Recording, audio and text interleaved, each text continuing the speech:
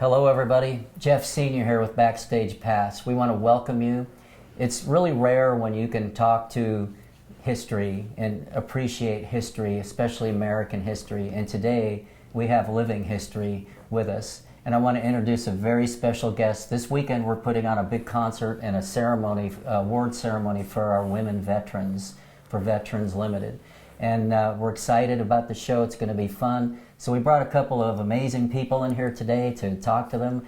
And my first guest is, I'd like to introduce you to Jean Botwright. Jean, how's it going? Oh, it's great. I'm thrilled to be here. We're thrilled to have you. So tell me real briefly, when did you go into the military? 1954. 54, okay. What inspired you to do that? Well, that's a little bit of a tale. I graduated from high school in 1952 and wanted to go to college to be a phys ed teacher, but I got polio that year. And so college would not accept me, even with whatever training I had to overcome this. So anyway, once I recovered, I said, well, my dad was in the Navy, a brother in the Army, a brother in the Air Force. I think I'll go in the Marine Corps. Besides, I felt that it was the better of all the four services. And you became a lieutenant colonel. Yes. That is an accomplishment. I mean, very few in the military go that far, and that's pretty amazing. Well, now they do, but when I was in, I think there were probably only 10 women lieutenant colonels in the Marine Corps, if that many, and one colonel, and she was the director of Women Marines. Wow. So what was your role in the military? What was you? Well, I enlisted in 1954 and went to school for aviation technician, and women used to be on flying status to test their air-to-ground equipment. Mm-hmm. And they took them off of flying status, and I said, hell, I don't want to do this anymore, you know. I want to do something else. Mm-hmm. So I took an administrative drop and went to Cherry Point, North Carolina, in teletype communications. Okay. And I loved it. I've been to Cherry Point. I filmed, I'm an air-to-air pilot for film, and I filmed some Harriers there years ago. Yeah.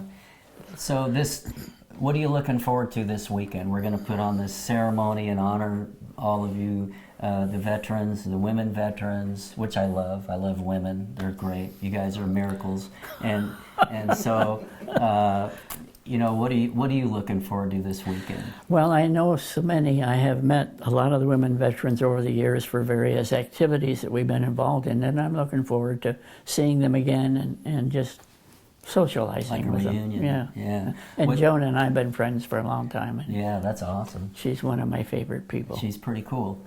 Yeah, and I've got friends, speaking of, I've got several Navy friends that were pilots in the Navy that are coming, that were Southwest friends of mine in Southwest Airlines, and then an old roommate that I went to college with found me after all these years. He was in the Navy on the Kitty Hawk. He's flying all the way from Minneapolis to come to the show and see. And he wants to meet you all. So that's great. So I think that we're going to have a fun time, and you're going to get up on stage and rock with us, right? We're going to have come on. My rockin' days are gone.